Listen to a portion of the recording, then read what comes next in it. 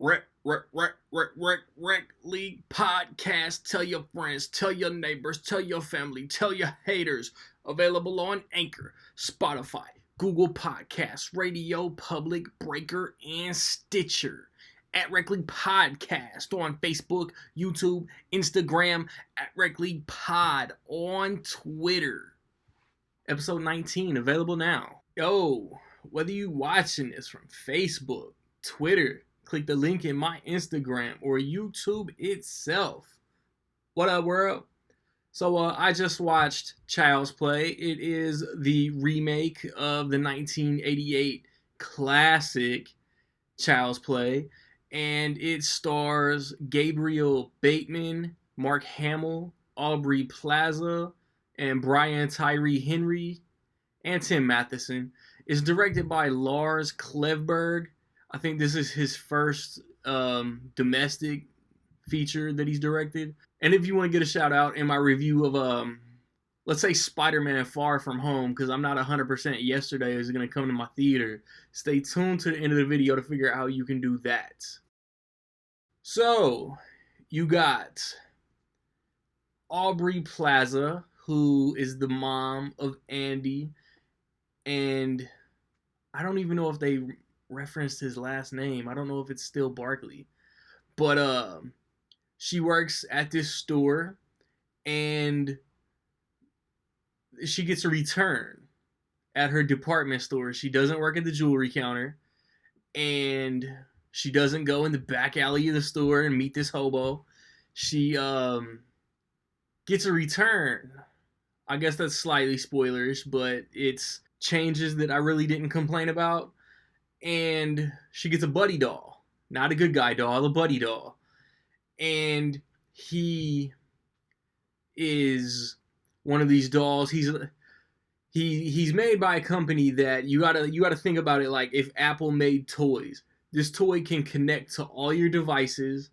He can sync to his owner, and he can accommodate and adapt to the owner's day. But this doll has, but there's something off about this doll, and he gets violent, and he starts murdering people. And the one thing that kept, when the kid starts saying the doll did it, none of the grown-ups believe him. Yeah, like I said at the beginning, man, the first Child's Play is the classic. Throw it in the mix with the original Halloween, the original Nightmare on Elm Street, the original Child's Play is a classic. And yeah, buying the doll from a bum that's huddled around the fire, and the babysitter getting thrown out the window was on the original poster. The voodoo guy, the quotes, like none of that's in this. They did all that. There's something pivotal to, like, I kind of understand why Don Mancini, Brad Dourif, Jennifer Tilly, like all the original Child's Play series cast and crew like distance themselves from this movie. Cause this is a lazy attempt at a remake. If y'all see this and you didn't like the Halloween remake, you didn't like the Nightmare remake, you didn't like the Friday the 13th remake, I swear y'all will appreciate those more. Because like this isn't trash, but it's a lazy cash grab, I guess, because MGM or Orion or whoever put the money into this movie didn't have the rights, didn't have the legal right to use the name Good Guy, didn't have the legal right probably to use other characters that aren't in this movie, and it shows because there's a huge element of the original entire series missing. Like, you take out this and it affects the whole plot. Like, Chucky had one mission in that original movie, and this Chucky doesn't. And like Mark Hamill is one of the GOATs, especially voice acting. But the original Chucky had his doll voice, and then he had his voice. But you take out, like, by now I'm probably By now, y'all have probably figured out what they've taken out, because this is like the key element of the Child's Play series that's just missing from this movie. And it changes the whole plot. Like, I'm telling you, like, it's a generic slasher movie, man. Like, I felt like the kills were overdone. There's like 3 kills and they're all over the top, just for shock value. I feel Chucky in this movie is that girlfriend that you just can't get rid of, and as soon as that girlfriend sees any other female trying to make a pass or get close to you, that the old girlfriend goes crazy. And there's a lame Star Wars reference. Mark Hamill's in the movie. We have to make a Star Wars reference. I did not like that. There's another reference to another movie. Oh yeah. There's, because MGM owns this character too. There's a RoboCop reference, and it was like okay, like it was kind of random, how the kid weird flex, but okay, like that's what that was. I thought the finale was like it's most of this movie just feels forced.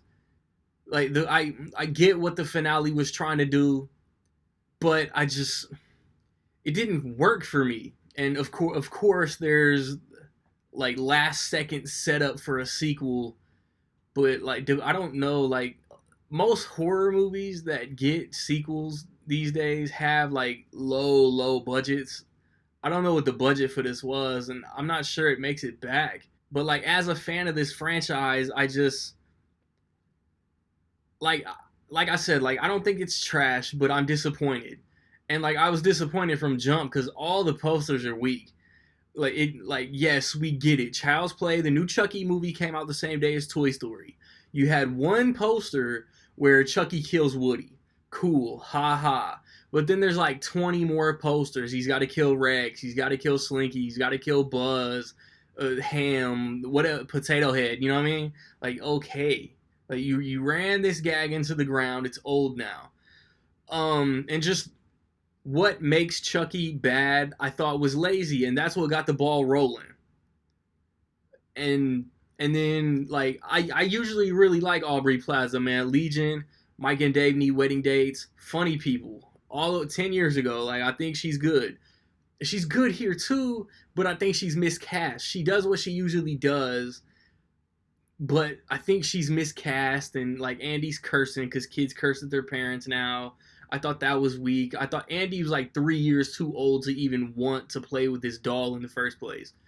Because they take out the key element of the Child's Play franchise.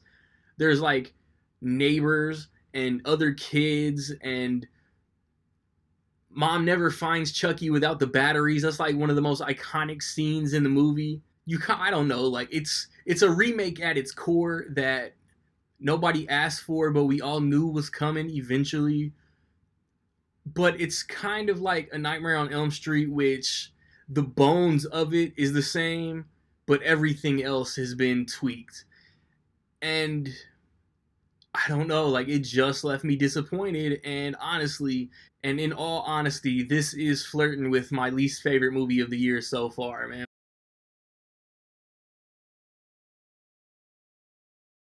With all that being said, in my opinion, I will say that Child's Play is straight.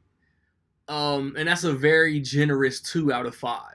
Have you seen Child's Play, man? What'd you think of it? Positive, negative, somewhere in between? Let me know. Um, if you want that shout out in my Spider-Man review, within $2 million, higher or lower, before noon Central Time Sunday, how much will Toy Story 4 make opening weekend, man? Be the first, be the closest. Get your guesses in by noon Central Time Sunday, and you get shouted. Um, I have recently posted reviews for Men in Black International, for Shaft, for Dark Phoenix, Secret Life of Pets 2, Rocket Man, Godzilla. Check those out. If Yesterday comes to my theater, I will see it. I got a Toy Story 4 review right around the corner. Spider-Man Far From Home on Tuesday, July 2nd. And then I don't know. I'll let you know when I see Spider-Man. Check out the Rec League podcast, man. We talk X-Men last episode, NBA Finals, etc., man. Like, subscribe, comments. Find me where you find me, man. Don't know where to find me. Watch these credits. Peace.